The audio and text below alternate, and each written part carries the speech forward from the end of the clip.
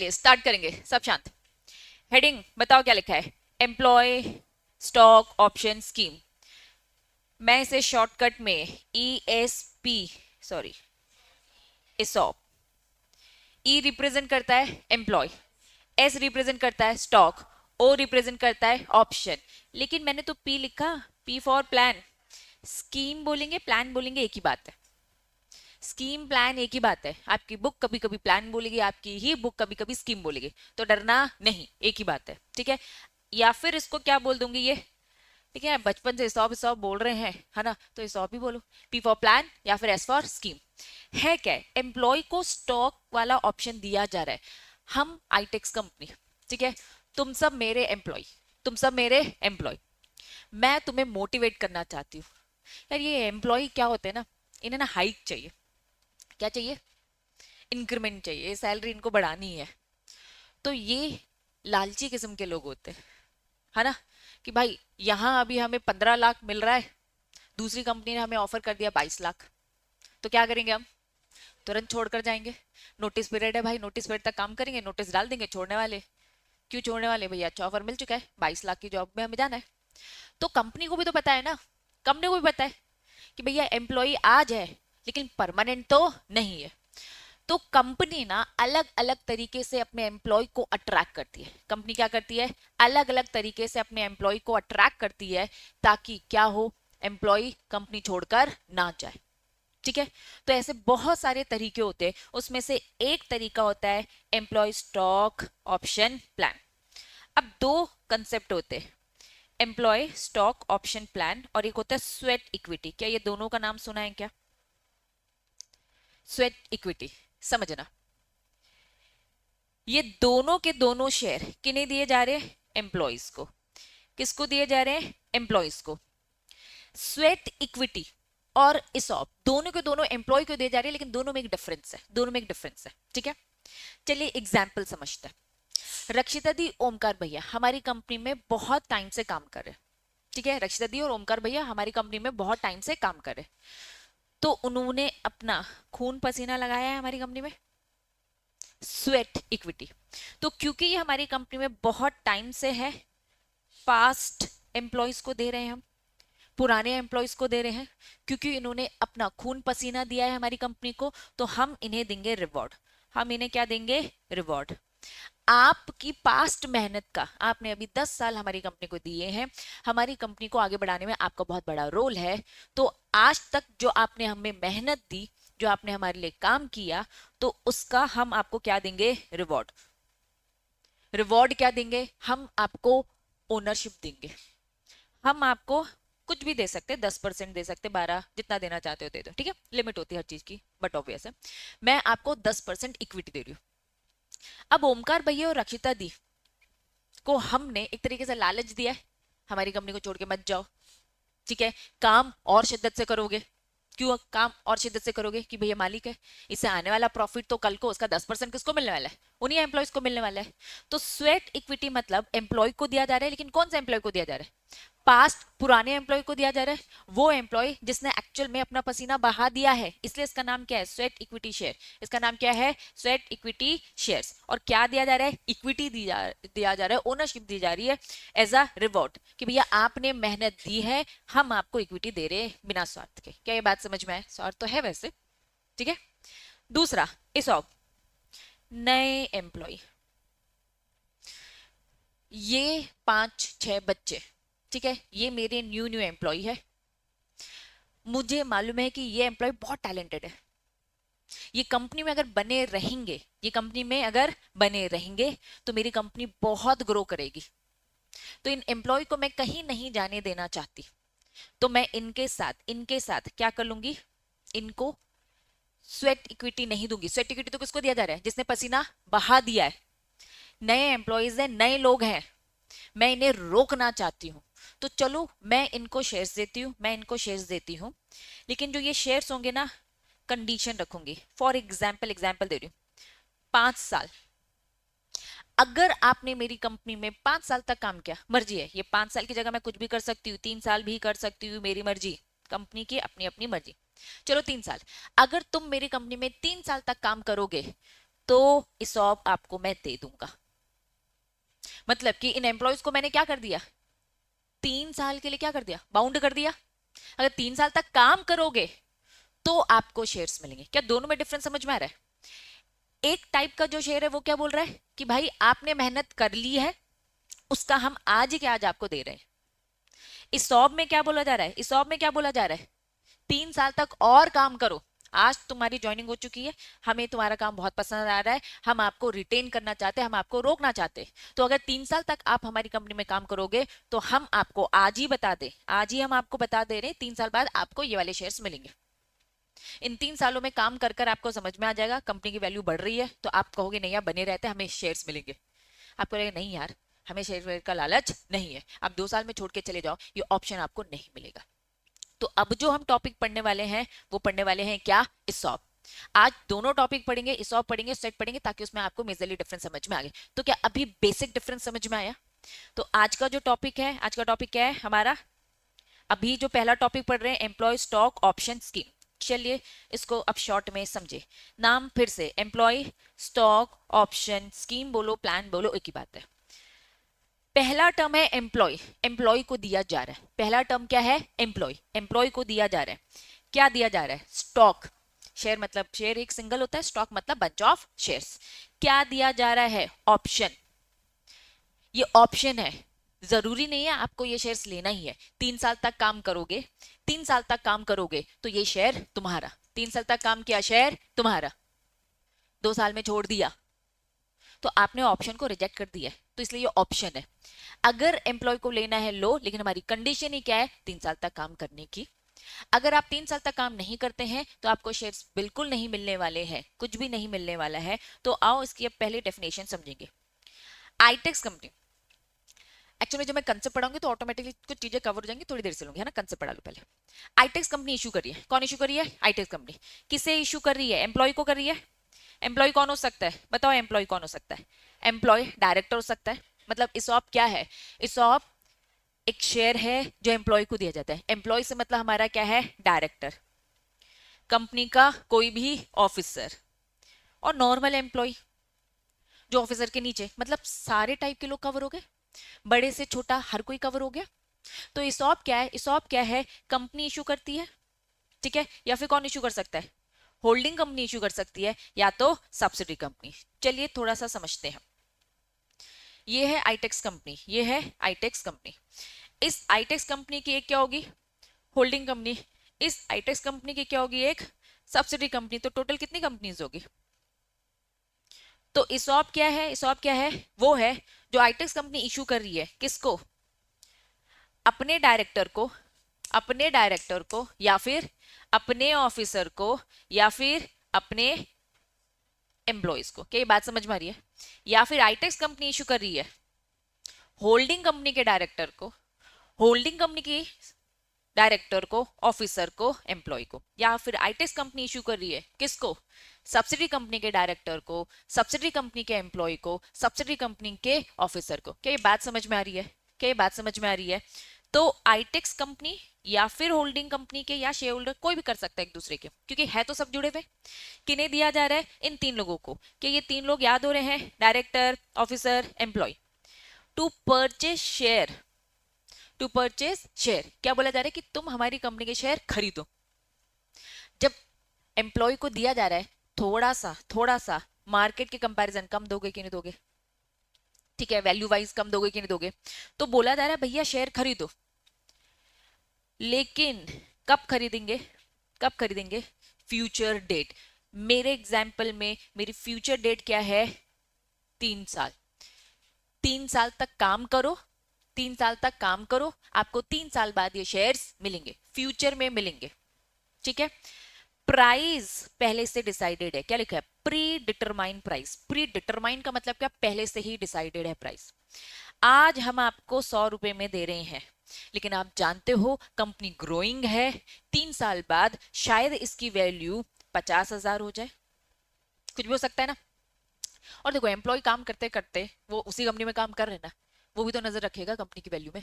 अगर उसे लग रहा है कि भैया 1 साल काम किया कंपनी की वैल्यू बढ़ रही है, 2 साल काम किया कंपनी की वैल्यू बढ़ रही है, तो उसे लालच आएगा कि नहीं आएगा कि भाई 1 साल और काम करो, मुझे तो कितने का पड़ेगा, मार्केट में 50 रुपए का, 50,000 रुपए का होगा, लेकिन मुझे कितने का पड़ेगा, एम्प्लॉय अगर काम करेगा 100 रुपए में पड़ जाएगा भाई। आज मैंने तुम्हें बता दिया है 3 साल तक काम करोगे, 3 साल बाद मिलेगा, फ्यूचर में मिलेगा। कब मिलेगा, फ्यूचर में मिलेगा, 3 साल के बाद की मैंने डेट दे दी। लेकिन प्राइस आज ही मैं बता रहा हूं कि 3 साल बाद भी मैं आपको कितने में दूंगा, कितने में दूंगा, 100 रुपए में। लेकिन अब मार्केट है, अब भी हो सकता है, डाउन भी हो सकता है, ठीक है। अब एक अजम्पशन मैंने लिया कि मार्केट में वैल्यू क्या हो गई, 50,000, या तो क्या हो गई, 50 रुपए, कुछ भी हो सकती है ना, कुछ भी हो सकती है, ठीक है। तो एम्प्लॉय काम करते करते तो उसे पता चल ही जाएगा ना, तो सिचुएशन विन है उसके लिए। अगर उसे ठीक नहीं लग रहा है तो भैया छोड़ दे, ना खरीद, छोड़ के चले जा बीच में। 3 साल कंप्लीट होने के बाद भी उसके पास ऑप्शन है, वो बोलेगा भैया मार्केट में 3 साल काम किया, तुम लोगों ने 3 साल काम किया और पता चला मार्केट में उस कंपनी की वैल्यू कितनी हो गई है, 50 रुपए, ऑप्शन है ना, लेना है लो, नहीं लेना है मत लो। क्या ये कंसेप्ट समझ में आ रहा है?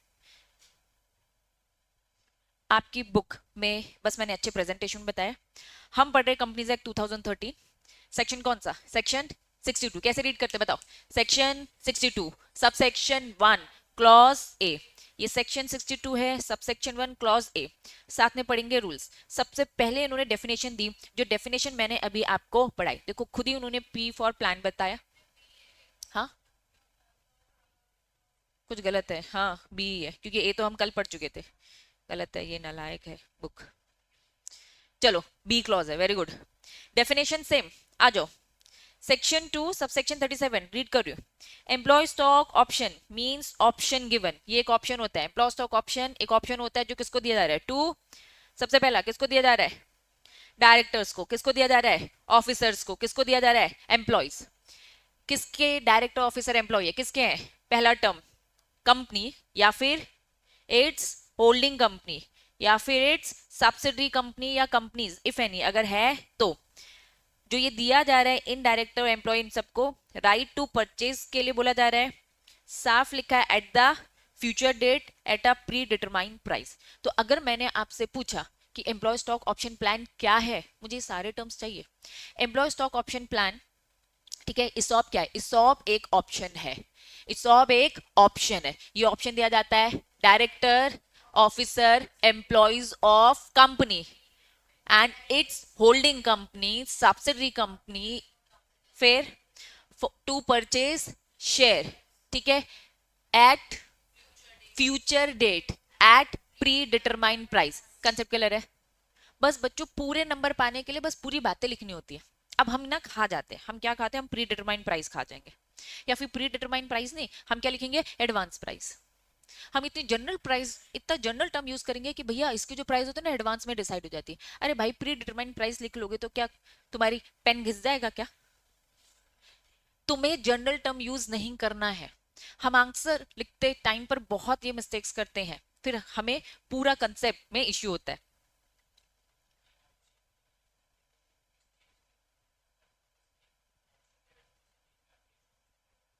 काम करो, 3 साल काम करो भाई। No no no no no, नहीं, सैलरी तुम्हारी मिल रही है, मैं तो तुम्हें लालच दे रही हूँ ना। क्या है लालच, 3 साल और काम करोगे ना तो क्या मिलेगा, शेयर। 3 साल वो काम चाहिए मुझे तुम्हारे, और अगर अच्छा ही लगेगा, वैल्यू बढ़ी रही है तो कंटिन्यू करोगे। नो, कोई इंसेंटिव नहीं है, it is just an option. हाँ, एक तरीके से मैंने तुम्हें क्या कर रही हूँ, बॉन्ड दे रही हूँ। लेकिन ये बॉन्ड क्या होता है, कंपलसरी दे दिया ना, बॉन्ड नहीं बोल सकते, इसीलिए इनका नाम में ही काम छुपा है भैया, पहले ही बोल दिया ऑप्शन है। मर्जी है आपकी 3 साल काम करने की तो करो, शेयर्स दे देंगे, नहीं मर्जी है छोड़ दो। आपने रिजेक्ट कर दिया, छोड़ दिया, दैट मीन्स आपने रिजेक्ट किया हमारे ऑप्शंस को। काम कर रहे हो कंटिन्यू, दैट मीन्स आप क्या कर रहे हो, हमारे ऑप्शन को एक्सेप्ट कर रहे हो। क्या बात समझ में आ रही है?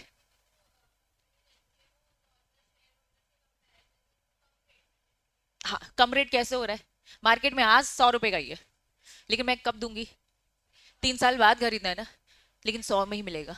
लेकिन अब इसमें एक रिस्क है, क्या रिस्क है, या तो वैल्यू 50,000 या तो वैल्यू 50 रुपए।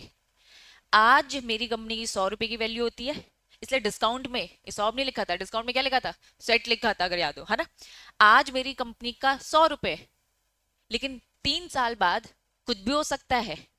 और मैं अगर ऑप्शन दे रही हूँ, कंपनी ऑप्शन दे रही है, तो कंपनी की एक्सपेक्टेशन तो बढ़ने की होगी ना, बढ़ेगा ही। और एम्प्लॉय कंपनी के अंदर काम कर रहा है, एम्प्लॉय को पता है इस तरीके से कंपनी काम करेगी तो बढ़ सकती है या तो गिर सकती है, ठीक है, तो उसको अंदर की वर्किंग पता है।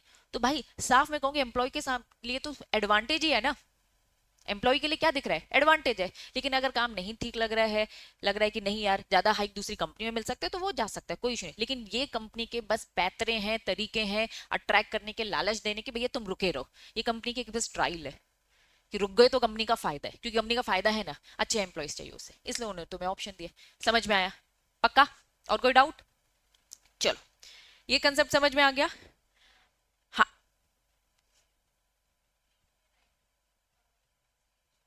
ये तो राइट इश्यू तो नहीं है ना बेटा, बस राइट टू इश्यू में रिनंसिएशन का राइट होता है। यार दिशा मुझे लग रही है टैलेंटेड, ठीक है, कि मुझे दिशा एम्प्लॉय है, ये 3 साल काम करेगी तो मेरी कंपनी बढ़ जाएगी।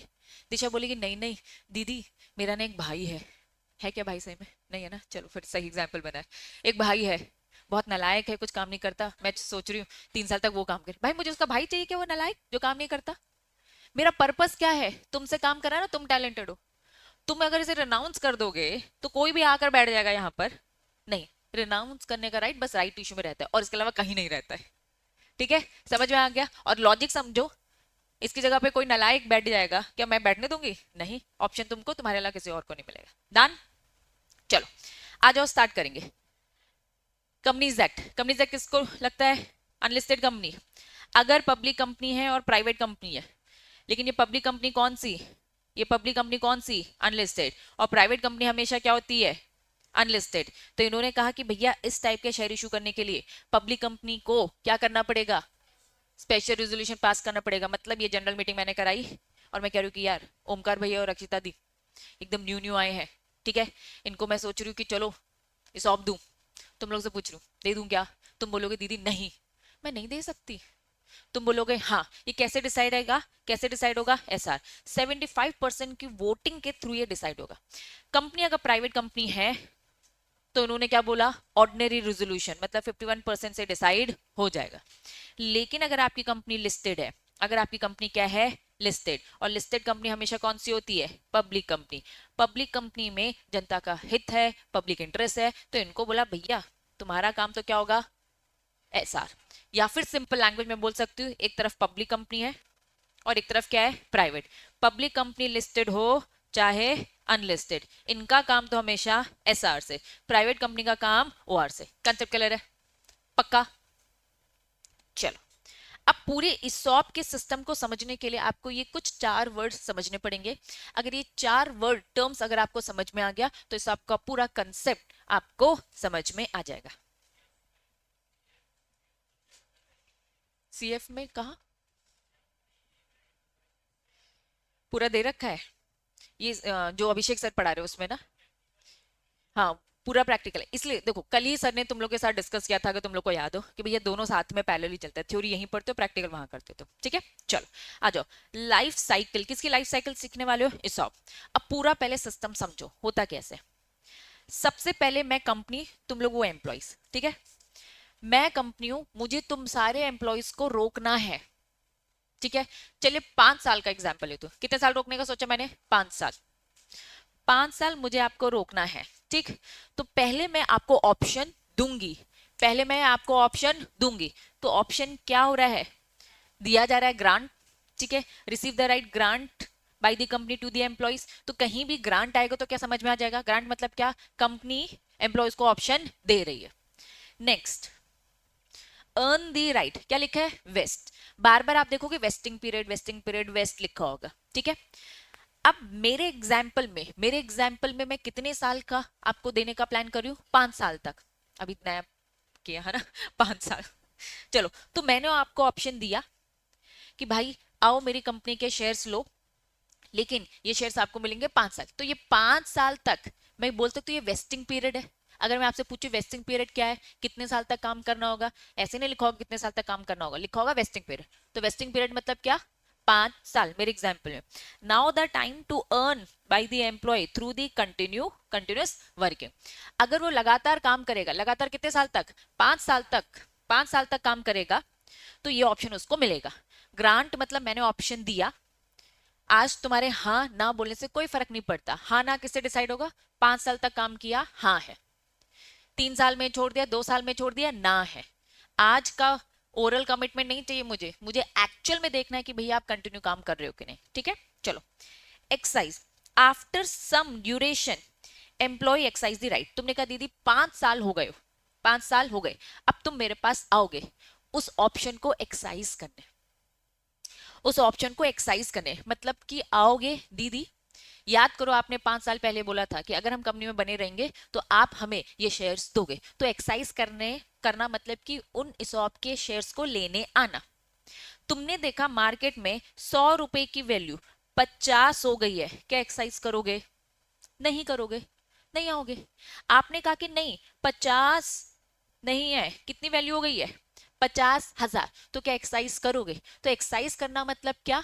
उस प्लान को लेने आना। समझ में आ रहा है? ग्रांट मतलब क्या? कंपनी ने एम्प्लॉयज को ऑप्शन दिया।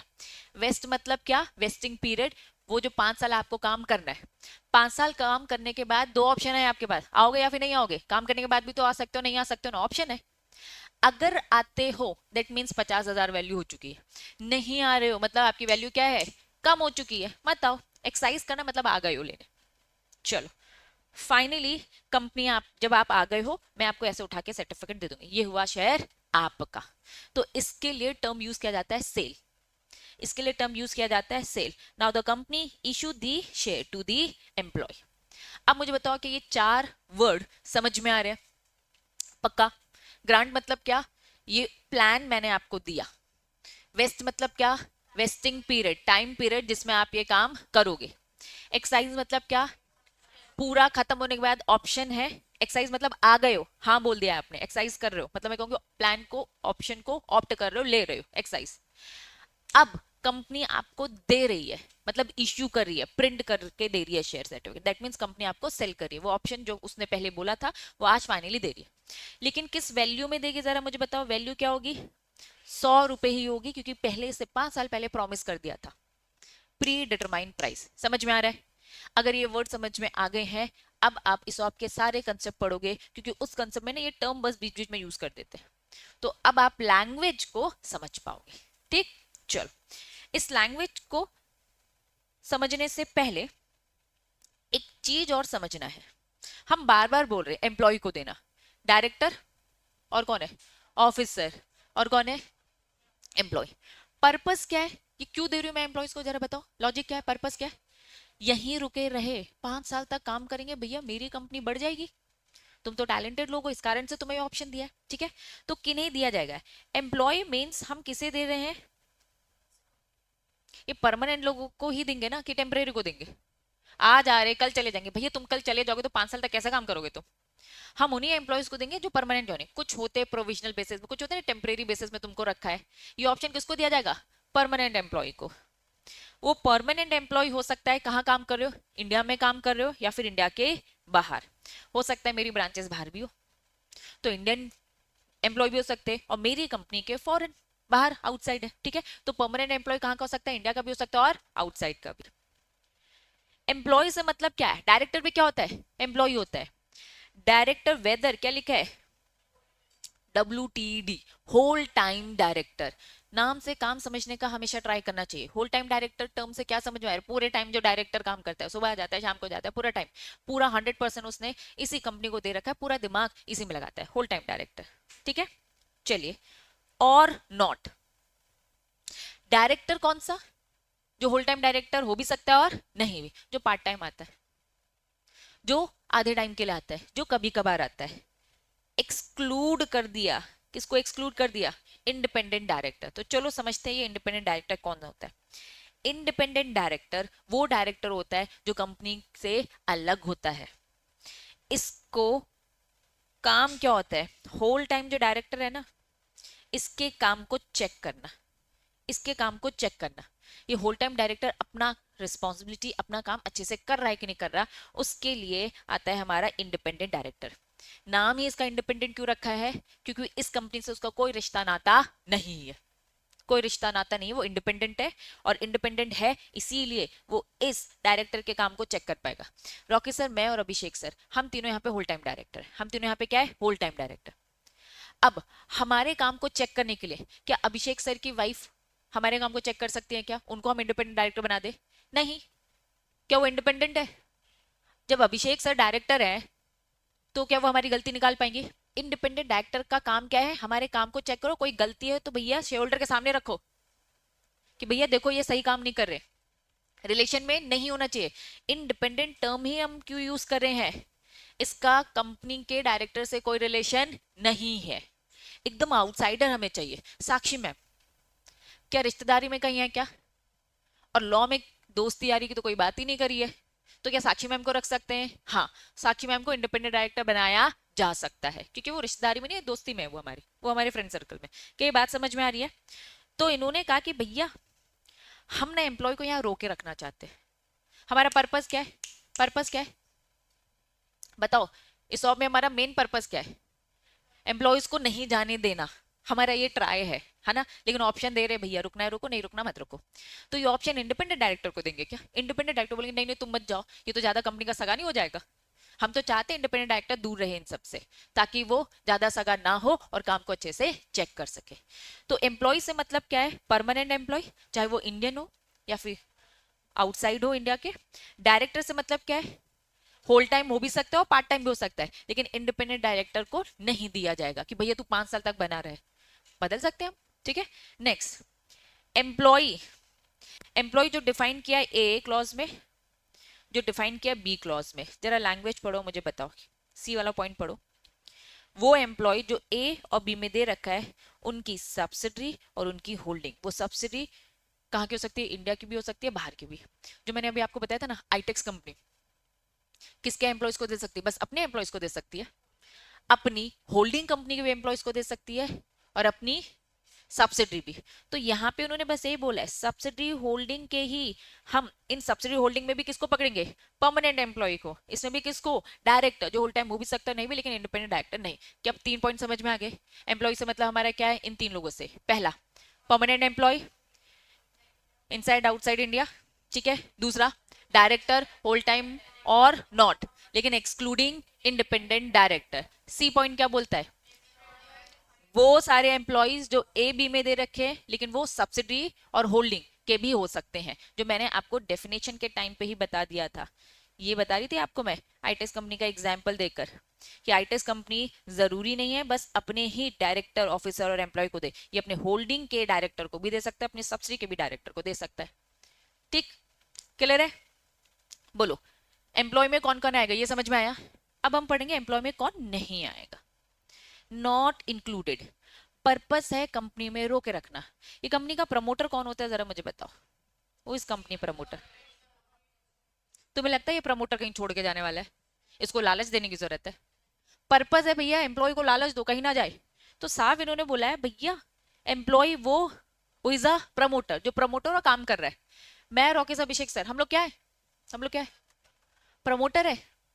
प्रमोटर भी है और डायरेक्टर भी है, तो प्रमोटर है ना, मतलब क्या हम छोड़ के जाएंगे? क्या मुझे अभिषेक सर को या रॉकी सर को लालच देने की जरूरत है कि वो कंपनी को छोड़कर ना जाए? हमें उन एम्प्लॉयज को देना है जो जिनका छोड़ने का स्कोप है।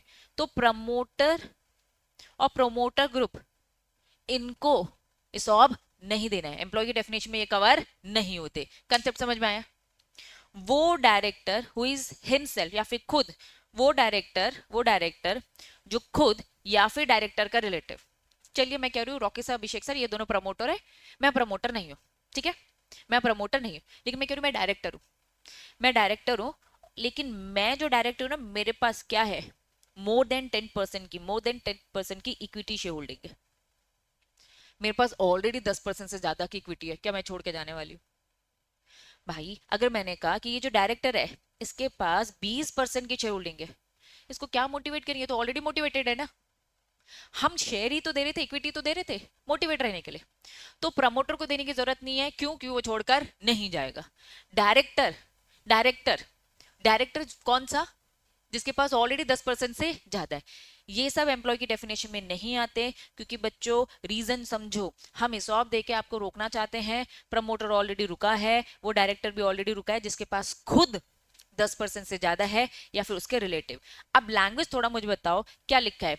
मोर देन 10% की 10%? मेरे पास 10% है, मैं कवर होंगी कि नहीं होंगी? मोर देन 10% मतलब 11%। इसलिए ये एरो है ना, ये एरो इसलिए लगाया था। मोर देन 10% मतलब क्या? 11%। अगर मेरे पास 11% है तो मैं एम्प्लॉय की डेफिनेशन में कवर नहीं हूं। लेकिन अगर मेरे पास 10% है, मैं एम्प्लॉय हूं और मुझे ये ऑप्शन दिए जाएंगे। समझ में आया? लॉ की लैंग्वेज में बच्चों बहुत ख्याल रखना, पूरे केस स्टडीज आपसे कभी कोई एम्प्लॉय की डेफिनेशन नहीं पूछने वाला है। बस साफ बोल दिया जाएगा एक डायरेक्टर है जिसके पास 10% है। अब आप हमें बताओ इसे सौंप देना है कि नहीं?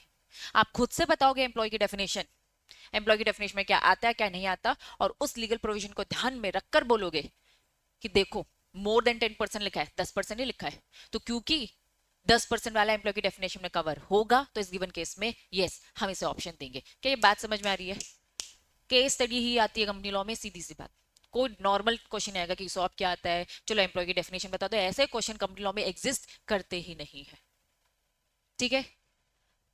पूरा याद इसलिए करना है क्योंकि पूछा गया है कि भैया एक एबीसी है, इस बंदे में एक एक पर्सन है, पी पर्सन है, इसके पास 10% है, बताओ होगा कि नहीं? ऐसे क्वेश्चंस पूछे जाते हैं, लेकिन बताना तो आपको सब पड़ेगा। कंसेप्ट क्लियर है? पक्का?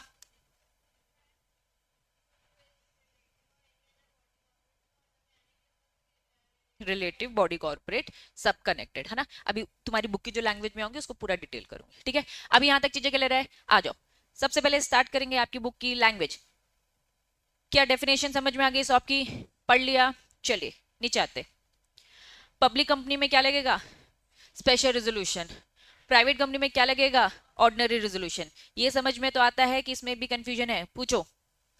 क्लियर है? स्पेशल रेजोल्यूशन मतलब मीटिंग में 75% हाँ बोलेंगे तो ही इस टाइप के हम शेयर्स अपने एम्प्लॉय को देंगे, उनको रिटेन करने के लिए, अदरवाइज नहीं दे सकते। ठीक है? चलो एम्प्लॉय की डेफिनेशन डिटेल में। Permanent employ, company has been working in India या फिर आउटसाइड। पहला पॉइंट, एम्प्लॉय में कौन कौन आएगा, समझ में आया? दूसरा पॉइंट, डायरेक्टर, वो director whether whole time director और नॉट। लेकिन साफ बोल दिया इंडिपेंडेंट डायरेक्टर नहीं, क्योंकि इंडिपेंडेंट डायरेक्टर एकदम बाहर का रहता है, आउटसाइडर रहता है, इसको रिटेन करने की मत सोचिए आप। खुद से वो काम करेगा तो ठीक। नेक्स्ट ये है डेफिनेशन। एम्प्लॉय जो ए और बी में दे रखा है, लेकिन किस केस में? सब्सिडी इंडिया और आउटसाइड हो सकती है, और holding company. Continue, does not include. आ जाओ, किसे इंक्लूड नहीं करेंगे? वो एम्प्लॉय जो कंपनी का क्या है? प्रमोटर। आ जाओ, belonging to promoter group. Promoter समझ में आता है? अब मैं आपको समझा रही हूँ बिलोंगिंग टू प्रमोटर ग्रुप। जो प्रमोटर से बिलोंग करता है, प्रमोटर ग्रुप से बिलोंग करता है, मतलब अगर अभिषेक भैया, अभिषेक भैया और राकेश ये दोनों प्रमोटर है, और मैंने कहा नहीं मैं बस डायरेक्टर हूँ, लेकिन मैं प्रमोटर से बिलोंग करती हूँ, मैं रॉकी सर से बिलोंग करती हूँ, क्या ये बातें समझ में आ रहे हैं? तो सारे रिलेटिव जितने भी हमने बोला ना बिलोंगिंग प्रमोटर ग्रुप, जो भी उससे मिलते हैं वो सब बिलोंगिंग में आ जाते हैं। क्या कंसेप्ट समझ में आ रहा है? नेक्स्ट क्या लिखा है? डायरेक्टर हु आइदर हिमसेल्फ या फिर थ्रू इज रिलेटिव। जैसे प्रमोटर, प्रमोटर रिलेटिव हो गए ना, ऐसे ही क्या? डायरेक्टर या फिर डायरेक्टर के रिलेटिव, या फिर थ्रू एनी बॉडी कॉर्पोरेट। मैं डायरेक्टर खुद 10% होल्ड करके रखती हूँ, 10% से ज्यादा। पहला पॉइंट समझ में आया? दूसरा, मैं नहीं, मेरे भाई को दे रखा है, मेरे भाई को दे रखा है, तो भी मुझे मोटिवेट करने की जरूरत नहीं क्योंकि मेरे भाई के पास है। या फिर मेरी एक दूसरी कंपनी है, जिस कंपनी के पास क्या है? 10% ज्यादा, 11% की शेयर होल्डिंग है इस कंपनी में। क्या ये बातें समझ में आ रही है? मैं आईटेक्स कंपनी में डायरेक्टर हूं, मैं आईटेक्स कंपनी में क्या हूं? डायरेक्टर। ठीक है? मैं इसके अंदर एक डायरेक्टर हूं। डन। इस आईटेक्स कंपनी में एक एक्स वाई जेड कंपनी ने इन्वेस्ट कर रखा है, और वो एक्स वाई जेड कंपनी किसकी है? मेरी। एक्स वाई जेड कंपनी ने कितना इन्वेस्ट कर रखा है? 11%।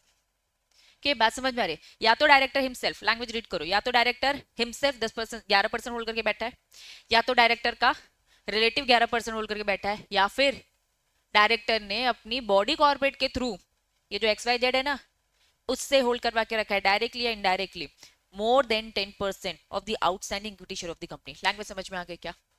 पक्का? इतनी डिटेल हमें समझ में आना चाहिए और लिखना भी चाहिए। बातें समझ में आ रही है? यहां होती है हमारी एम्प्लॉय कंपनी की डेफिनेशन ओवर। क्लियर? फटाफट अभी के अभी से याद करेंगे, अभी के अभी याद करेंगे, रहेगा कि नहीं रहेगा? चलिए वापस आएंगे, कंटिन्यू करेंगे। अब इंपॉर्टेंट बात, हेडिंग बताओ क्या लिखा है, जल्दी बताओ।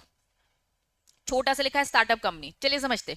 स्टार्टअप कंपनी क्या होता है? स्टार्टअप कंपनी मतलब कि वो कंपनीज जो इनोवेटिव आइडियाज लेकर आई है, इनोवेटिव आइडियाज लेके आई है, एकदम डिफरेंट स्टार्टअप। सुनते रहते हैं ना, ये स्टार्टअप वो स्टार्टअप, कुछ नया आइडिया लेकर आए। तो ये स्टार्टअप कंपनीज को हमारी इंडियन गवर्नमेंट बहुत प्रमोट कर रही है कि अगर स्टार्टअप बढ़ेगा ऑटोमेटिकली बच्चों हमारी देश की इकोनॉमी बढ़ेगी, हमारी ग्रोथ स्टार्टअप पे बेस्ड होती है। अगर हमारा ब्रेन नई नई चीजों को सोचेगा, इनोवेटिव आइडियाज लेके आएगा, तो यस ये डेवलप होगा ही। तो गवर्नमेंट चाहती है ये बहुत ज्यादा हो, इसलिए उन्होंने क्या बोल दिया, स्टार्टअप कंपनीज को हम इतने रूल्स रेगुलेशंस नहीं लगाएंगे, उनमें रूल रेगुलेशन थोड़े से क्या हो जाएंगे, कम हो जाएंगे। तो साफ लिखा, स्टार्टअप कंपनी वो जो डेफिनेशन गवर्नमेंट ने नोटिफिकेशन के थ्रू दे रखी है वही स्टार्टअप कंपनी। मतलब स्टार्टअप कंपनी किसी भी कंपनी, तुमने बोल दिया यार मेरा नया स्टार्टअप है, वो स्टार्टअप नहीं है। गवर्नमेंट के हिसाब से वो स्टार्टअप है कि नहीं, उसकी 4 कंडीशन होती है। वो अगर 4 कंडीशन फुलफिल कर रहा है तो वो स्टार्टअप है, वो 4 कंडीशन फुलफिल नहीं कर रहा तो वो स्टार्टअप नहीं है। आगे चल के स्टार्टअप की डेफिनेशन पढ़ेंगे, है आपके सिलेबस में।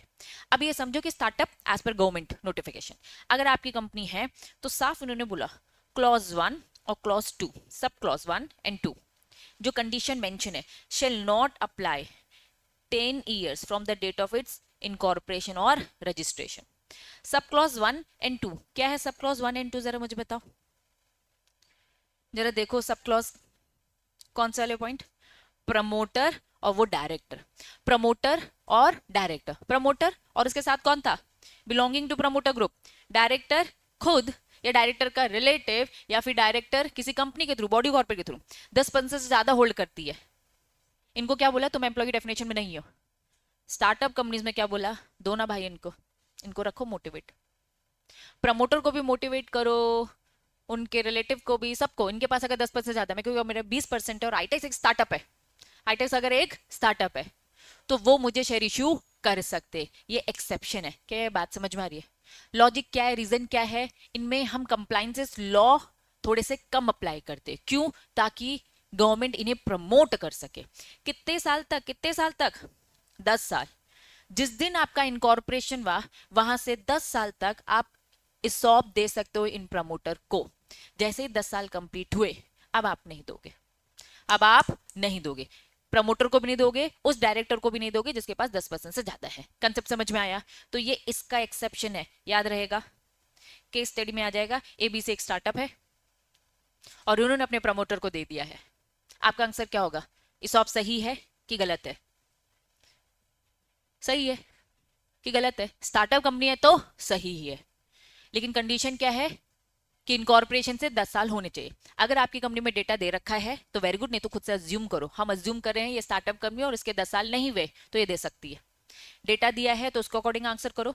हो सकता है उन्होंने 20 साल बाद दिया हो, कि स्टार्टअप कंपनी के 20 साल बाद उन्होंने पहली बार रिसॉर्ट दिया और अपने प्रमोटर को दिया, दे सकती है 20 साल बाद?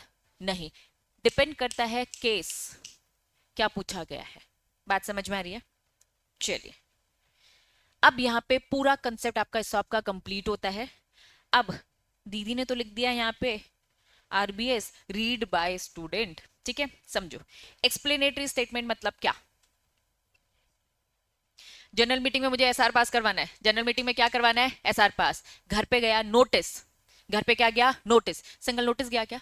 नोटिस के साथ क्या गया? Explanatory statement. नोटिस और एक्सप्लेनेटरी स्टेटमेंट आपका साथ में गया। एक्सप्लेनेटरी स्टेटमेंट में पूरा चिट्ठा लिख दो। किसका पूरा चिट्ठा लिख दो?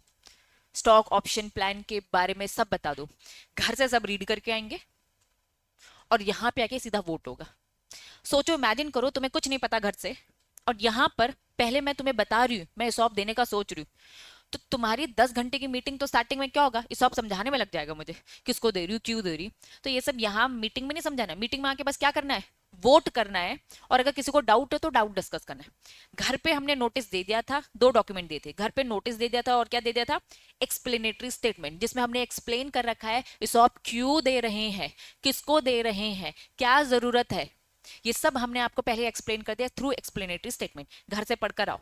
यहाँ मीटिंग होगी, अब मैं आपसे पूछूंगी कि ओमकार भैया रक्षिता दी को इसॉप देना चाहती हूँ, दे सकती हूँ कि नहीं? अगर 75% लोगों ने हाथ खड़ा किया तो दे सकती हूँ। 60% लोगों ने कहा कि यार ओमकार भैया, रक्षा दी नहीं नहीं, ये हमें बहुत डांटती है ना, हम छुट्टी मारते तो हमारे घर पे कॉल कर देती हैं, ठीक है भैया दीदी लोग बात कर लेते हैं, इनको अभी बताती हूँ मैं, ठीक है, तो तुम लोग रिजेक्ट कर सकते हो। तो अगर तुम्हारे पास है, ठीक है, तो तुमसे पूछा जाएगा। लेकिन ये सारी चीजें हमने आपको घर पे दे दी है, तो घर पे हमने क्या क्या इंफॉर्मेशन दी है कि भैया मैक्सिमम पीरियड क्या होगा। मैक्सिमम पीरियड मेरे एग्जाम्पल में क्या था, 5 साल। Total number of stock option कितना है, किन एम्प्लॉयज को दे रहे हो बताओ, क्या अप्रेजल प्रोसेस होगी, क्या रिक्वायरमेंट, वेस्टिंग समझ में आ रहा है, वेस्टिंग पीरियड ऑफ वेस्टिंग समझ में आ रही है बातें। हाँ, ये सारी चीजें प्लीज उसमें लिखो। एक्साइज, एक्साइज प्राइस, एक्साइज मतलब एक्साइज प्राइस वो 100 रुपए थी मेरे एग्जाम्पल में, याद आ रहा है, एक्साइज प्राइस 100 रुपए थी, भले 50,000 हो जाए या फिर 50 रुपए हो जाए, ठीक है। एक्साइज, ये सारी चीजें, ये सारी चीजें आप एक बार घर से रीड करके आएंगे, जो नहीं समझ में आएगा पूछेंगे। बात समझ में आ रही है। आओ, इंपॉर्टेंट क्या लिखा है, हेडिंग बताओ।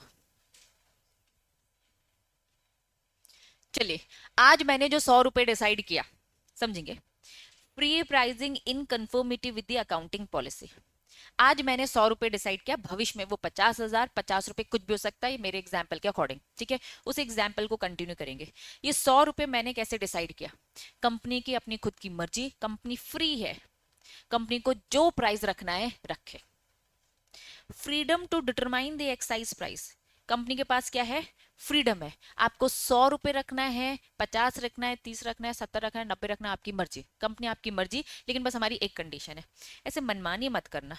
कुछ अकाउंटिंग के ना रूल्स रेगुलेशंस होते हैं, अकाउंटिंग के कुछ अकाउंटिंग पॉलिसीज होती है। प्राइस डिसाइड करते वक्त अपनी अपनी कंपनी की अकाउंटिंग पॉलिसी कर लेना। अकाउंटिंग पॉलिसी से ये 100 रुपीज आना चाहिए। क्या मैं आईटेक्स की कंपनी के शेयर 1 करोड़ रख देती हूँ, एक शेयर की वैल्यू, आके कोई लेगा क्या? कंपनी की वर्किंग इतनी दिख नहीं रही है, तो क्या मैं रख सकती हूँ क्या? नहीं। अकाउंटिंग पॉलिसी से वैल्यू निकाली जाती है। हम बोलते हैं ना किसी भी कंपनी की valuation, for example shark tank देखते हो, शार्क टैंक में सामने वाला बोलता है आपने अपनी कंपनी की क्या वैल्यू लगाई, बोलते हैं 1 करोड़। बोलेंगे अच्छा बताओ कितना क्या रेवेन्यू आता है, इतना तो रेवेन्यू नहीं आता जितना तुम 1 करोड़ बोल रहे हो, तो गलत वैल्यूएशन है ना। तो कह रहे भैया प्राइस कंपनी तुमको जो डिसाइड करना करो, अपनी कंपनी की वैल्यू जो रखना है रखो, लेकिन प्लीज अकाउंटिंग पॉलिसी का तो ध्यान रखो। अकाउंटिंग पॉलिसी फॉलो कर कर एक प्राइस में आ जाना, ठीक है, मर्जी आपकी। हेडिंग समझ में आ गई, कंटिन्यू। आपको शोल्डर से पूछना पड़ेगा, इन केस आप ये ऑप्शन किसको दे रहे हो, एम्प्लॉय, लेकिन ये एम्प्लॉय कहाँ के हैं, अपनी कंपनी के एम्प्लॉयज के लिए भी पूछना पड़ेगा। आईटेक्स कंपनी में रक्षिता दी और ओमकार भैया काम करते, इनको अगर मैं दे रही हूँ तो आपसे पूछना पड़ेगा। हमारी एक ब्रांच है नीपे टाउन में, हमारी एक ब्रांच है सिविल लाइन में, कई बातें समझ में आ रही है, वहां श्रद्धा दी काम करती है। हम अपनी होल्डिंग कंपनी या हम अपनी सब्सिडी कंपनी के अगर एम्प्लॉयज को दे रहे, उसके लिए भी आपसे पूछना पड़ेगा ना।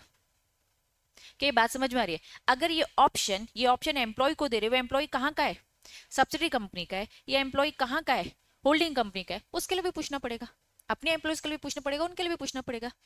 बात समझ में आ रही है? Grant to option to identified, अब समझना ये लैंग्वेज क्या लिखी है, आइडेंटिफाइड एम्प्लॉयज। रक्षिता दी को ना हम बहुत प्रिविलेजेस दे चुके हैं, ठीक है, इतने प्रिविलेजेस दे चुके कि हम कुछ गलत करेंगे तो रक्षिता दी हमको डांट के चली जाती है, ठीक है। तो रक्षिता दी को हमने बहुत प्रिविलेज दे रखा है। ये अब मैं आपसे पूछ रही हूँ क्या रक्षिता दी को दे दूं? तो ये कुछ आइडेंटिफाइड एम्प्लॉयज हैं during the 1 year equal to या एक्सीडिंग, जिनको हम ऑलरेडी कितना दे चुके, exceed 1% of the issued capital. अगर कोई ऐसा एम्प्लॉय है जिसको हमने इस 1 साल में ऑलरेडी कितना दे चुके, 1% से ज्यादा दे चुके हैं, रक्षिता दी को हम पहले से प्रिविलेजेस दे चुके हैं, अब इनको हम और देने का कह रहे हैं। अब हम कह रहे हैं पहले इस साल ऑलरेडी रक्षिता दी को 1% से ज्यादा दे चुकी हूँ, अब मैं वापस से लेके आ रही हूँ और किसको देने की बात कर रही हूँ, रक्षिता दी को भी दे रही हूँ और ओमकार भाई को भी। तो रक्षिता दी वो आइडेंटिफाइड एम्प्लॉयज है जिसको 1% से ज्यादा इस 1 साल में मिल चुका है, तो इसके लिए मुझे अलग से आपसे पूछना पड़ेगा। क्या डिफरेंसेस समझ में आ रहे? इन्होंने कहा हम अपनी मीटिंग में अलग से अप्रूवल लेंगे, किसके लिए, 2 केसेस में। पहला केस क्या, अपनी सब्सिडी होल्डिंग कंपनी के लिए ले रहे, मतलब यहां बैठे बैठे हम 4 बार रेजोल्यूशन पास करेंगे। चलो आज मीटिंग है, आज मीटिंग ये है, हम अपने जो शेयर्स है इसॉब है लेके आ रहे रक्षिता दी, ओमकार भैया और श्रद्धा दीदी के लिए लेके आ रहे, 3 लोग। ठीक है। ओमकार भैया कहाँ के एम्प्लॉय है, यहाँ के। रक्षिता दी कहाँ की, यहाँ की। श्रद्धा दी कहाँ के, नेपे टाउन के। इन तीनों को ले ले रहे। तो पहले हम इसॉब लेके आ रहे हैं, क्या लेके आ सकते हैं, हाथ खड़े करेंगे। 75% से आप लोगों ने हाथ खड़ा कर दिया, हाँ बोल दिया। अब हम बोलेंगे कि हम अपनी ना सब्सिडरी कंपनी जो है ना नेपे टाउन में, उसमें श्रद्धा दी को भी दे रहे, दे सकते हैं क्या। दोबारा से रेजोल्यूशन पास होगा, मतलब एक रेजोल्यूशन से काम बनने वाला नहीं है। श्रद्धा दीदी के लिए फिर से आपसे पूछूंगी मैं अलग से, आप अगर ना बोल देंगे तो बस मैं आईटेक्स के एम्प्लॉय को दूंगी, वहां के एम्प्लॉय से नहीं। फिर रक्षिता दी थोड़ी सी एक आइडेंटिफाइड एम्प्लॉयज है जिनको इन 1 सालों में ज्यादा इंपॉर्टेंस दी जा रही है। इन टर्म्स इन्होंने परसेंटेज बता दी 1% से ज्यादा, इसके लिए मैं दोबारा से वोट कराऊंगी। इसका मतलब क्या आपको समझ में आ रहा है। हम एक एक चीज के लिए आपको अलग अलग रेजोल्यूशन पास करके आपसे पूछेंगे। अगर आपने ना बोल दिया कि नहीं रक्षिता को और इंपॉर्टेंस नहीं मिलनी चाहिए, इन्होंने ही चुगली करी थी मेरे घर पर, है ना, मेरे नंबर बता दिए थे और फिर मम्मा ने बहुत डांट मारा था, तो अगर आप मना कर दोगे तो नहीं मिलेगी। क्या बातें समझ में आ रही है। तो बस यहाँ आपको यही बताया जा रहा है कि कब कब आपको अलग से पूछना पड़ेगा, होल्डिंग सब्सिडी कंपनी के एम्प्लॉयज के लिए या फिर आइडेंटिफाइड। क्या आइडेंटिफाइड एम्प्लॉय समझ में आया। ब्रैकेट में कुछ लिखा है, एक्सक्लूडिंग, उनको हमने डिबेंचर दिए थे। रक्षिता दी को क्या दिए थे, डिबेंचर। ये डिबेंचर आगे चलकर क्या हो गए, कन्वर्ट हो गए। वारंट एक अलग से डॉक्यूमेंट होता है जो कन्वर्ट होता है, अभी बस ये समझो, वारंट समझेंगे अलग से, ठीक है। अब ये समझो कुछ ऐसे डॉक्यूमेंट हो जो आगे चलकर इक्विटी में कन्वर्ट हो गए, तो भाई उनको मत काउंट करना, वो इक्विटी नहीं दिया है। अगर इन 1 सालों में इक्विटी ऑलरेडी दे रखी हो और दे रहे, तो अलग से पूछो। लेकिन हमने डिबेंचर दिया था, इक्विटी में कन्वर्ट हो गया, तो पूछने की जरूरत नहीं है। अब ये 2 पॉइंट, ये रूल पढ़ो और मुझे बताओ क्या नहीं समझ में आया, फटाफट रीड करो और मुझे बताओ।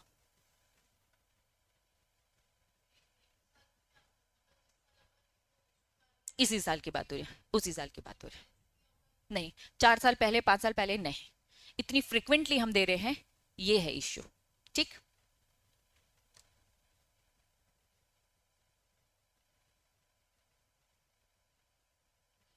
हम्म। वारंट को तो हम काउंट ही नहीं करेंगे ना, वारंट तो लिखा ना एक्सक्लूडिंग, टर्म देखो ना, एक्सक्लूड कर रहे हैं। पढ़ के समझ में आ रहा है।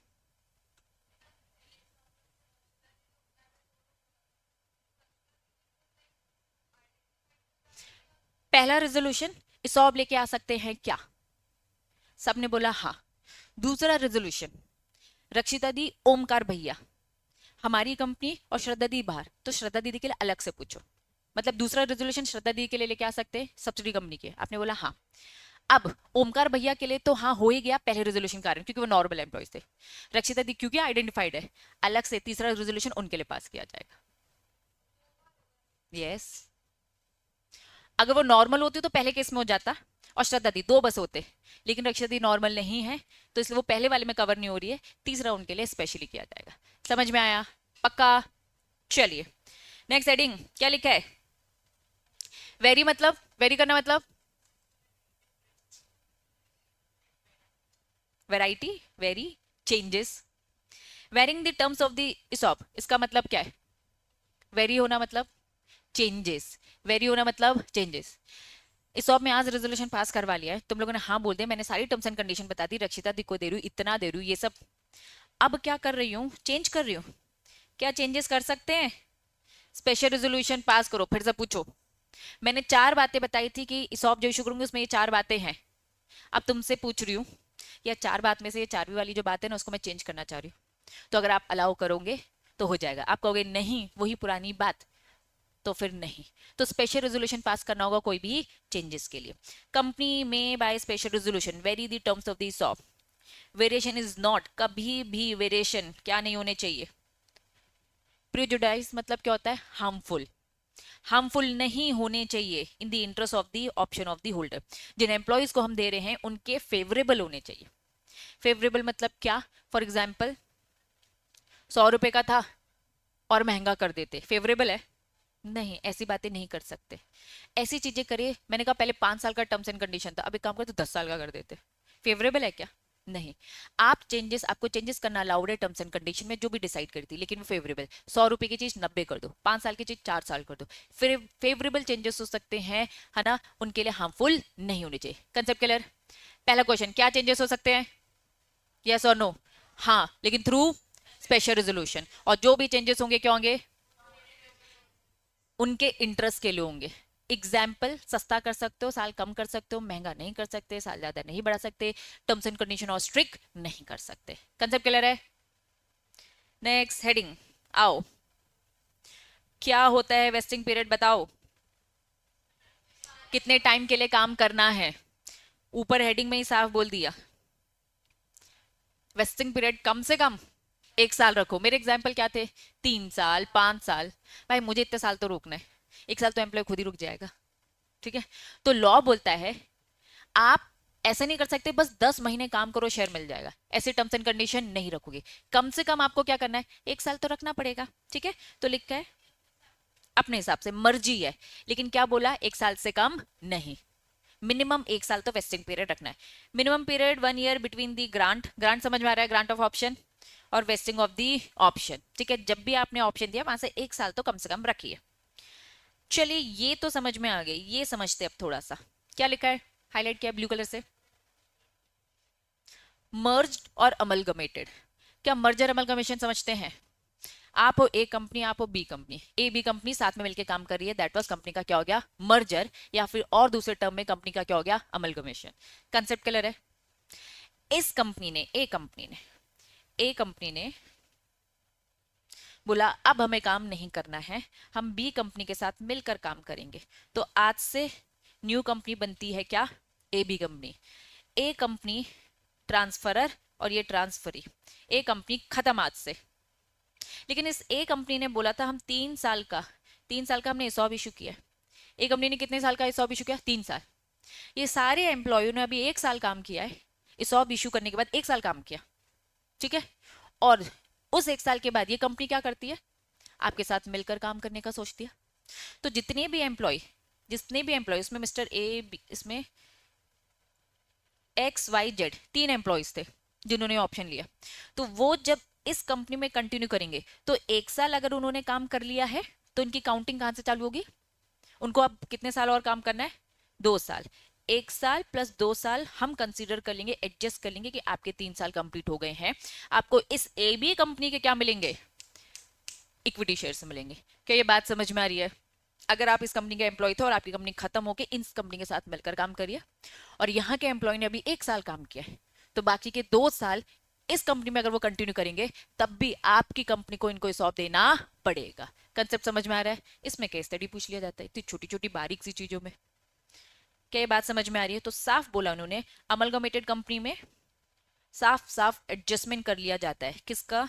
मिनिमम वेस्टिंग पीरियड का एडजस्टमेंट, जो भी लिखा होगा, जो भी कंपनी ने डिसाइड किया होगा, कंसीडर किया जाएगा। कंसेप्ट क्लियर है?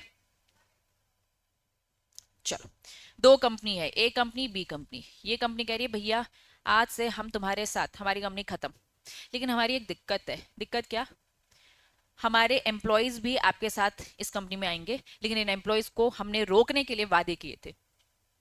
क्या वादा किया था? 3 साल तक काम करो, इस कंपनी के शेयर मिलेंगे। लेकिन अब हमारी कंपनी एग्जिस्ट करती है क्या? नहीं।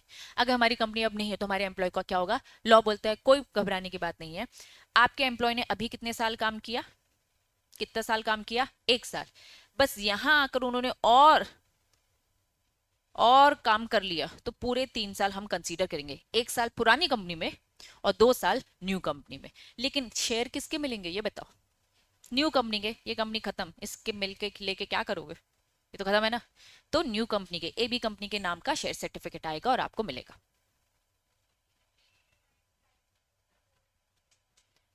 इन्होंने जो बोला था सब इनको मानना पड़ेगा। 100 रुपए बोला था, 100 ही रुपए में देना पड़ेगा। ये तो कंपनी की ग्रोथ है ना। हमें क्या मालूम था इन 3 सालों में ये मर्जर अमलगमेशन कर लेंगे? और अगर अच्छी कंपनी के साथ मर्जर अमलगमेशन हुआ है तो ग्रोथ हुआ, 50 की जगह 1 लाख हो गया। और नुकसान भी हो सकता है, डूब गई, एबी के साथ मिलकर डूब गई, 10 रुपए हो गया। कुछ भी हो सकता है। It's all about luck. Business तो यही है ना बच्चों, या तो ऊपर जाएगा तो नीचे जाएगा। डन। चलिए, कंसेप्ट क्लियर है? भूमिका क्लियर हुआ कंसेप्ट? चलो, नेक्स्ट हेडिंग क्या लिखा है? Company has freedom to specify. ये है तो चीज, क्या लिखा है? लॉक। अब इसे समझो, what do mean by lock? Company shall have freedom to specify the lock in period. अब थोड़ा समझो, कंपनी के पास फ्रीडम है। क्या फ्रीडम है? किस चीज की फ्रीडम? आप लॉक कर सकते हो। जिस दिन आपको शेयर मिला, जिस दिन आपको शेयर मिला, कब मिला? एग्जाम्पल 3 साल काम किया, 3 साल बाद आपको शेयर मिला, कंपनी ने बोला 1 साल का लॉक इन पीरियड है, इस 1 साल में आप ओनर रहोगे, आप इसे बेच नहीं सकते। कंपनी की मर्जी है, कंपनी चाहे तो लॉक इन लगाए और चाहे तो लॉक इन ना लगाए। अगर कंपनी चाहता है एम्प्लॉय आगे चलकर इसे ले और हमारी कंपनी उतनी अच्छी नहीं है तो लॉक इन पीरियड ना लगाए तो अच्छा है, क्योंकि शेयर होल्डर क्या लगेगा, एक तो 3 साल काम करो, 3 साल के बाद हमें क्या मिलेगा? शेयर हमारे हाथ में आएंगे और शेयर को आप क्या करोगे? लॉक इन पीरियड कंपनी ने पहले ही क्या बोल दिया, 1 साल। तो वो 3 साल तक तो मालिक ही नहीं बना, बड़ी मुश्किल से मालिक बना, और मालिक बनते ही उसको क्या बोला, तुम बेच भी नहीं सकते। यार मार्केट में 50,000 हो गए, मैं तो बेचना ही चाहता था, लेकिन 1 साल तक बेच नहीं सकते। That was lock in period. अगर शेयर लॉक है इसका मतलब क्या, कि आप उसे बेच नहीं सकते, लेकिन कंपनी के पास फ्रीडम है, वो चाहे तो लगाए चाहे तो ना लगाए। कंपनी नहीं लगाएगी तो 3 साल बाद लेते बेच दोगे, कंपनी ने लगाया तो जितने टाइम तक लॉक इन है उतने टाइम तक बेचोगे नहीं। शेयर सर्टिफिकेट ऐसा स्टैंप मारा होगा लॉक, ताकि जब वो किसी को बेचने जाए, किसी को पता नहीं होगा ना, उसको दिख जाएगा अच्छा ये तो लॉक लिखा है, लॉक का क्या मतलब होता है भैया, 1 साल तक नहीं बेच सकते तो मुझे क्यों बेच रहे हो? क्या ये बात समझ में आ रही है? तो उसमें अच्छे से लॉक इन लिखा रहता है। यहां तक कंसेप्ट क्लियर है? पहले बताओ, कंसेप्ट क्लियर? नेक्स्ट क्या लिखा है? हाँ बेटा, बस बस बस, अभी हम पढ़ी इसॉप रहे ना, तो सारी बातें इसॉप को लेकर हो रही है, बाकी दूसरी चीजों को लेकर नहीं। ठीक, चलो नेक्स्ट हेडिंग क्या लिखा है बताओ। तुम, आज मैंने ऑप्शन दिया है, आज मैंने ऑप्शन दिया है कि शेयर्स दिए? बताओ जरा, ऑप्शन दिया है ना। मालिक कब बन रहे हो? 3 साल काम करने के बाद। इन 3 सालों में हम नॉर्मल लोगों, नॉर्मल शेयर होल्डर के लिए डिविडेंड ला रहे हैं, तो क्या वो एम्प्लॉय वोट कर सकते हो? तुम लोग मेरे इक्विटी हो, ओमकार भैया रक्षिता दी मेरे क्या है, इसॉप वाले, अभी उनको 3 साल काम करने, मैं आज तुम्हारी मीटिंग करके तुम्हें डिविडेंड दे रही हूँ, उनको भी डिविडेंड दूंगी क्या? तुम आज मीटिंग में बैठे हो, वोट करो, क्या वो भी वोटिंग करेंगे? भाई शेयर तो मालिक तो बन जाओ। मालिक तो कब बनोगे, जब शेयर खरीद लोगे, 3 साल पहले कर लो और एक्सरसाइज करने आओ मार्केट की सिचुएशन देखकर। ठीक है, तो साफ लिखा है employ not have right to receive dividend vote till, जब तक वो क्या ना कर ले, टर्म क्या लिखा है, जब तक वो एक्सरसाइज ना कर ले। एक्सरसाइज मतलब क्या?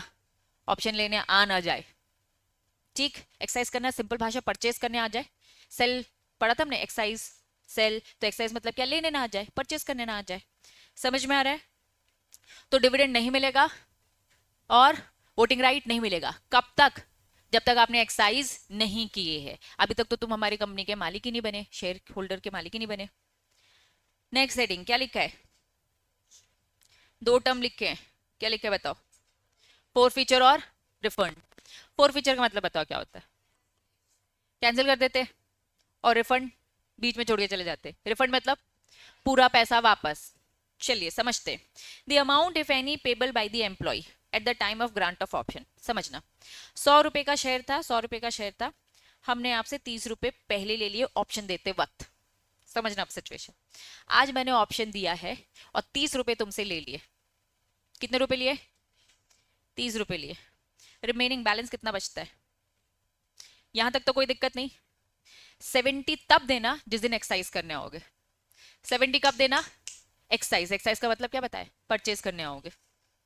अब मार्केट में देखोगे 100 रुपए की चीज 50,000 की हो गई है, तो आपको 70 रुपए देकर 50,000 की चीज मिल जाएगी।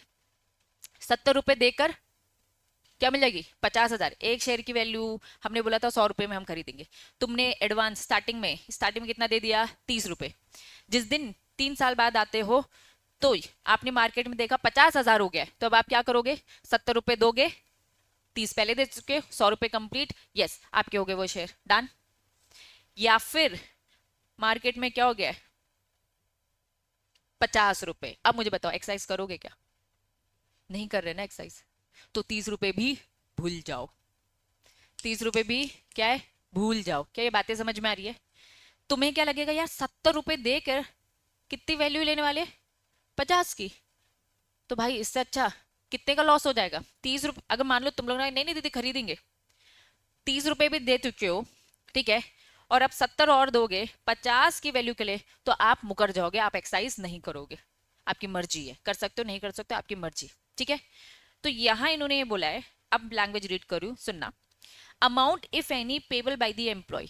अगर एम्प्लॉय ने कुछ अमाउंट दे रखा है, मेरे एग्जाम्पल के अकॉर्डिंग कितना अमाउंट दे रखा है, 30 रुपए दे रखा है, एट द टाइम ऑफ, किस टाइम पर, जब आपको ऑप्शन ग्रांट किया गया था, ठीक है। तो दो सिचुएशन है, या तो कंपनी फोरफिट कर लेगी, या तो कंपनी क्या करेगी, रिफंड। फोरफिट कब कर लेगी, if the option is not excise. Example, 50 रुपए की वैल्यू हो गई थी, 50 रुपए की वैल्यू हो गई थी, और आपने क्या कह दिया, आपने क्या किया, ऑप्शन एक्साइज नहीं किया, 30 रुपए कंपनी खा गई, नहीं मांग सकते आप। फोरफिट कब हो रहा है, जब मार्केट में 50 रुपए की हो गई और आपने क्या बोला, मैं ऑप्शन एक्साइज नहीं करूंगा, 30 रुपए फोरफिट हो गए, कंपनी के हो गए, जाने दो, क्योंकि भैया 50 की चीज 70 को देके क्यों खरीदोगे। कंसेप्ट समझ में आ रहा है। रिफंड कर दिया जाएगा कब, if the option not vested, vested मतलब वेस्टिंग पीरियड, 3 साल बोला था काम करने के लिए, आपने 30 रुपए दिए और दूसरे साल में कंपनी को छोड़ दिया, तो आपका पूरा 30 रुपए शुद्ध आपको मिल जाएगा। समझ में आ रहा है। Non fulfilment of the condition, non fulfilment होता है 3 साल आपने कंप्लीट किया ही नहीं, 2 साल में ही छोड़ दिया, तो आपका रिफंड। दो केसेस, आपका पैसा या तो फोरफिट होगा या तो रिफंड। फोरफिट कब होगा, टाइम आ गया है, मार्केट में आपने 50 रुपए देके मुकर गए हो, तो भाई इतने साल तक वेट किया ना, 30 रुपए भूल जाओ, फोरफिट हो जाएगा, ठीक है। या फिर आपने 1 साल में छोड़ दिया, 15 महीने में छोड़ दिया, 2 साल में छोड़ दिया, मतलब 3 साल तक रुके नहीं हुए आप, तो आपका 30 रुपए आपको पूरा रिफंड। कंसेप्ट समझ में आ रहा है, कब फोरफिट होगा कब रिफंड, पक्का। चलिए नेक्स्ट हेडिंग क्या है, ऑप्शन किसको मिल रहा है, मैं दिशा को देना चाहती हूँ, क्या दिशा इसे किसी और को ट्रांसफर कर सकती है। यार मुझे टैलेंट इसका चाहिए, याद है अभी संस्कृति ने क्वेश्चन पूछा था, वही साफ लिखा है। ऑप्शन दे रहे हो किसको, एम्प्लॉय को, एम्प्लॉय से किसी और को ट्रांसफर नहीं कर सकता, पहला पॉइंट क्लियर। दूसरा पॉइंट, ऑप्शन नॉट प्लेज, ये शेयर्स आपके पास आ गए हैं क्या, ये शेयर्स आपके पास आ गए हैं क्या, नहीं, कब आएंगे, 3 साल काम करने के बाद। अगर शेयर्स आ गए 3 साल बाद काम करने के बाद, उस शेयर को गिरवी रखना है रखो, आपकी मर्जी, गिरवी रख के लोन उठाना है उठा लो, आपकी मर्जी। लेकिन जब तक नहीं आया तो क्या गिरवी रख सकते हो, तो उन्होंने को ऑप्शन को प्लेज नहीं कर सकते। प्लेज, हाइपोथिकेशन, मॉर्गेज, सबका मतलब एक ही होता है, गिरवी रखना। तीनों का मतलब एक ही होता है, क्या, गिरवी रखना।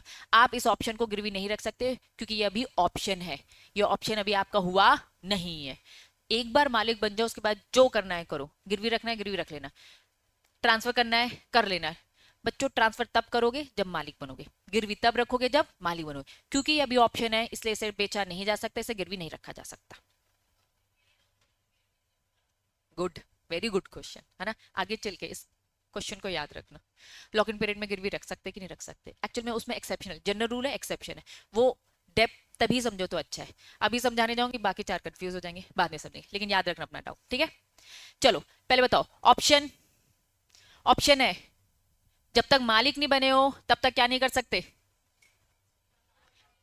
ट्रांसफर नहीं कर सकते, गिरवी नहीं रख सकते। Next, no person entitle to excise the option, कोई भी पर्सन एक्साइज नहीं करेगा अदर देन एम्प्लॉय, मतलब एम्प्लॉय, जिस एम्प्लॉय को दिया है वो ही एम्प्लॉय इस ऑप्शन को एक्साइज करेगा। दिशा ने बोला दीदी मैं एक्साइज नहीं करूंगी, मैं नहीं खरीदूंगी, मेरे बिहाफ में अनुष्का आ जाएगी, मैंने दिशा को दिया तो दिशा ही आएगी, कोई और इसकी जगह पर नहीं आ सकता। समझ में आ रहा है। लैंग्वेज थर्ड वाला पढ़ो, मुझे बताओ समझ में आ रहा है। मैंने ब्रैकेट इसलिए लगाया ताकि लॉ की लैंग्वेज रीड कर सको। येलो येलो वाला मार्क पहले रीड करो, no person shall be entitle to excise the option. अब ब्रैकेट पढ़ो, अदर देन वो एम्प्लॉय जिसे ऑप्शन ग्रांट किया। क्लियर, पक्का। लास्ट पॉइंट, ये एम्प्लॉय ना वेस्टिंग पीरियड में उसकी डेथ हो गई, in the event of death. समझना, एम्प्लॉय 3 साल, उसकी पूरी शिद्दत से वो 3 साल तक काम करेगा, वो 2 साल तक काम करेगा, तो दूसरे साल में उसकी डेथ हो गई, दूसरे साल में क्या होगी उसकी डेथ। अब क्या होगा, इन 2 साल में उसका जितना हक बनता है किसको दे दिया जाएगा, उसके लीगल हायर या फिर nominee. In the event of the death, अगर एम्प्लॉय की डेथ हो गई, काम करते करते उसकी डेथ हो गई, तो जितना 2 साल का बनता है वो लीगल हायर को दिया जाएगा। In case of the permanent incapacity, permanent incapacity मतलब समझना, एक होता है टेम्परेरी, एक होता है परमानेंट। छोटी मोटी चोट लगी काम करते करते, 2 हफ्ते की आपने छुट्टी ली, 2 महीने की छुट्टी ली, वापस आ गए, ठीक है। लेकिन परमानेंट इनकैपेसिटी, आपने देखा होगा फैक्ट्रीज में हाथ कट गया, पैर कट गया, अब आप काम नहीं कर सकते, आपको नौकरी क्यों छोड़नी पड़ गई, हाथ पैर कट गए, परमानेंट इनकैपेसिटी, अब आप काम उस कंपनी में करने के लायक ही नहीं बचे। लेकिन वो बंदा तो काम कर रहा था, तो वो जिंदा है कि मर गया है बताओ, वेस्टेड इन हिम, अभी तक का जितना बनता उसी को दे दिया जाएगा। मर गया तो लीगल हायर को दे दिया जाएगा, जिंदा है तो उसी को दे दिया जाएगा जितना हक बनता है। लेकिन क्या किया उसने, एम्प्लॉयमेंट रिजाइन हो गया या टर्मिनेट, कंपनी ने छुड़वा दिया, खुद छोड़ दिया ना 3 साल से पहले। 3 साल से पहले अगर डेथ होती है लीगल हायर को मिलेगा, 3 साल से पहले परमानेंट कैपेसिटी होता है, जिंदा है उसी को मिलेगा। 3 साल से पहले खुद छोड़ देता है या कंपनी छुड़वा देती है कि भैया निकल, काम सही से नहीं कर रहा है, तो उस केस में मिलेगा क्या, कुछ नहीं मिलने वाला, कुछ नहीं मिलने वाला। बातें समझ में आ रही है क्या, हम अब रिफंड हो जाएगा, ठीक है, ऑप्शन नहीं मिलने वाला, ऑप्शन की बात हो रही है, डन। अब बच्चों यहां कुछ नहीं दे रखा, क्या बोला, बोर्ड रिपोर्ट में सारी बातें बता देना इसॉप की। रजिस्टर में जिन जिन एम्प्लॉयज को शेयर इशू कर रहे हो लिख लेना। लिस्टेड कंपनी तुम्हें तो क्या फॉलो करना है, सेबी। ये तीनों हेडिंग एक बार घर से रीड कर कर आओगे। बात समझ में आई, इस बॉक्स को फटाफट अभी के अभी पढ़ो, क्या लिखा है। क्यू एमजीटी 14 आया, क्यू पास 3 आया, याद रहेगा, ठीक है। जिनको समझ में आया वेरी गुड, नए बच्चों को नहीं समझ में आया टेंशन लेने की जरूरत नहीं है, धीरे धीरे एक दिन आएगा कि कंप्लीट बातें समझ में आए, कुछ चीजें थोड़ा पुराने से कनेक्टेड है, लेकिन बेसिक फर्मा आपको समझ में आ गया होगा, छोटी छोटी डिटेलिंग को स्किप अगर मैं करूं तो समझ में आ रही है बातें। तो यहाँ पे टॉपिक होता है ओवर, और आज की सभा भी समाप्त।